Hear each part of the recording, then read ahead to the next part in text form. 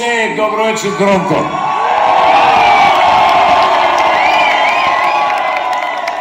Drago mi da smo ponovo u Kanadi.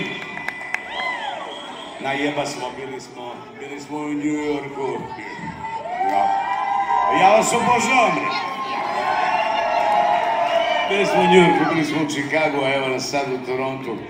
I mogu vam reći da će biti dobro, da će biti vruće, da zvuči jako lepo, da je vreme lepo, da napolju nema kiše i nećemo da je prizivamo, ali sad ćemo da otpevamo jednu lepu pesmu o kiši.